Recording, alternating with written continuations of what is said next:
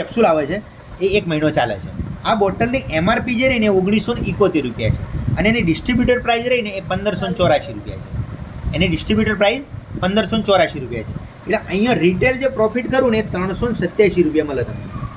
દાખલા તરીકે તમે આના ડિસ્ટ્રીબ્યુટર બની ગયા, હવે તમે આ બોટલ માર્કેટમાં એક રિટેલ કરો છો, તો એક બોટલ તમે રિટેલ કરશો તો એના તમને 387 રૂપિયા મળશે.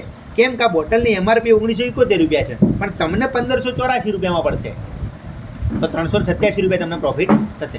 હવે કોઈ પણ વ્યક્તિને આના ડિસ્ટ્રીબ્યુટર બનવું હોય તો આ જે પ્રોડક્ટ રહીને એ એક વ્યક્તિને ઓછામાં ઓછી 3 બોટલ ખાવી પડે. કેમ કે આ પણ માથું દુખવાની ગોળી નહીં, હવાર લે એટલે હજુ ઉતરી જાય. આ એક આયુર્વેદિક પ્રોડક્ટ છે. કોઈ પણ વ્યક્તિને હા તમે ચાલુ કરશો ને બેન તો તમને 10 દિવસમાં પણ રિઝલ્ટ મળશે, કોઈને 15 દિવસે પણ મળશે, કોઈને મહિને પણ મળશે, કોઈને 2 મહિને પણ રિઝલ્ટ મળશે. પણ એને કહી દેવાનું કે તમારે 3 મહિના ખાવી પડશે. બરોબર.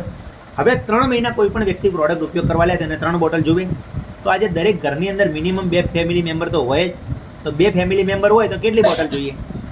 6 બોટલ જોઈએ.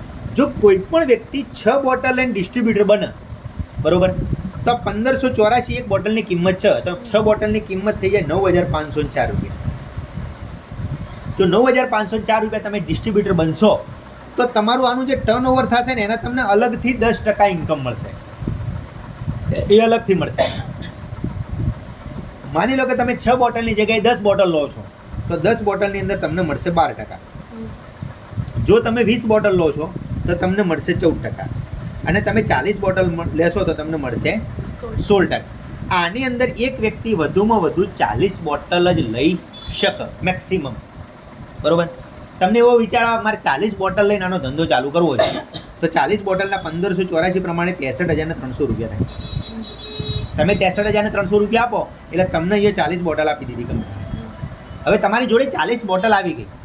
તમે દાખલા તરીકે માર્કેટમાં દિવસની 1 બોટલ સેલ કરો તો 40 દિવસમાં 40 બોટલ તમારી સેલ થઈ જાય તો પૈસા પાછા કોના જોડે આવી જાય? તમારી જોડે આવી ગયા.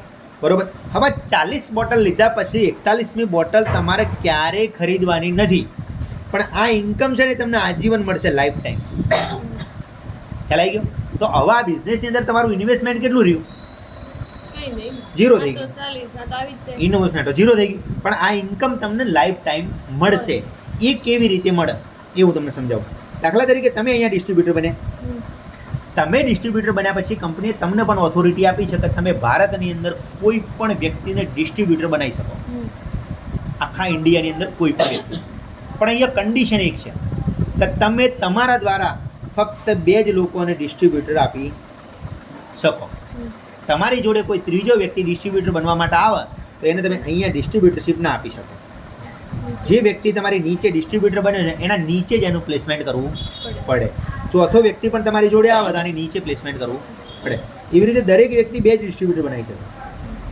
આ વ્યક્તિ જોડે પણ ત્રીજો વ્યક્તિ આવે તો આની નીચે જ મૂકવો પડે. આવી રીતે તમારી આ ટીમ ચાલે. આ તમારી ટીમ 1 છે ને આ તમારી ટીમ 2 છે. હવે ઇન્કમ કેવી રીતે મળશે તમને? દાખલા તરીકે આ બધા લોકો ભેગા થયા, આ બધા લોકોએ ભેગા થઈને 1 લાખ રૂપિયાનો બિઝનેસ કર્યો અને અહીંયા આ બધા લોકોએ ભેગા થઈને 1,50,000નો બિઝનેસ કર્યો. તો કંપની શું કરશે? 1 લાખ આ બાજુથી 1 લાખ આ બાજુથી તમારો બિઝનેસ મેચ કરશે અને 1 લાખનો તમારો બિઝનેસ મેચ થાય. તમે 6 બોટલ લીધી, લેવલ 10%નું છે તો 1 લાખના 10% એટલે તમને અહીંયા મળશે 10,000 રૂપિયા.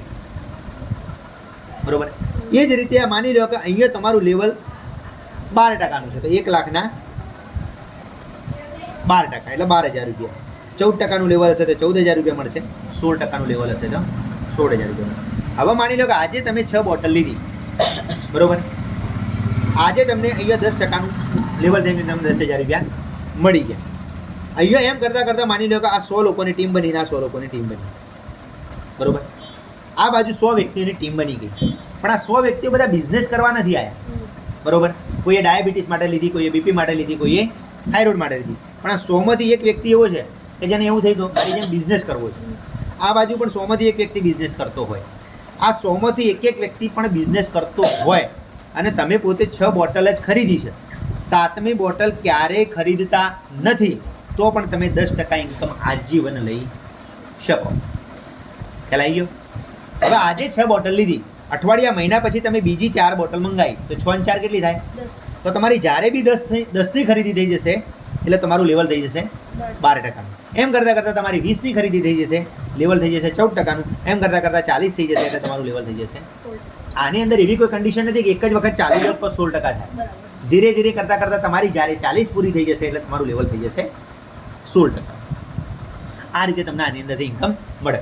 હવે આની અંદર ઇન્કમનું જે કેલ્ક્યુલેશન છે ને એ તમે બેને કીધું એમ કે સીસી પ્રમાણે ગણાય છે. હવે સીસી એટલે શું? કારણ કે કંપની કલકત્તાથી શરૂ થયેલી છે, તો ઇન્ડિયાની અંદર નહીં પણ ઇન્ડિયા સિવાય બીજા બહારના દેશોમાં પણ કંપની કામ કરે છે, બરોબર? તો દરેક દેશની કરન્સી અલગ અલગ હોય, તો આનું કેલ્ક્યુલેશન કરવું હોય તો ઇન્ડિયન કરન્સીમાં તો કેલ્ક્યુલેશન થાય ના દરેક દેશનું. તો કંપની એના માટે શું નક્કી કર્યું? તો કોમન કરન્સી નક્કી કરી, દરેક દેશની કોમન કરન્સી, અને શોર્ટમાં કહેવાય સીસી. તો આ એક બોટલના છે ને કંપનીએ 16 સીસી ગણ્યા છે. આ એક ડબ્બી છે ને એના 16 સીસી ગણાશે, અને એક સીસીના 60 રૂપિયા ગણાશે. હવે તમને સમજાવું કેલ્ક્યુલેશન. દાખલા તરીકે તમારી આ ટીમ છે, આ ટીમે આજના દિવસમાં બધા લોકોએ ભેગા થઈ અને 10 બોટલ સેલ કરી, અને આ ટીમે બધા લોકોએ ભેગા થઈને 10 બોટલ સેલ કરી, તો તમારી મેચિંગ કેટલી થઈ? 10 બોટલ થઈ. હવે એક બોટલના 16 સીસી ગણવાના છે, તો તમારી આ બાજુ 10 બોટલ સેલ થઈ, તો 10 બોટલના સીસી કેટલા થયા? એક બોટલના 16 સીસી, તો 10 બોટલના 100. યસ.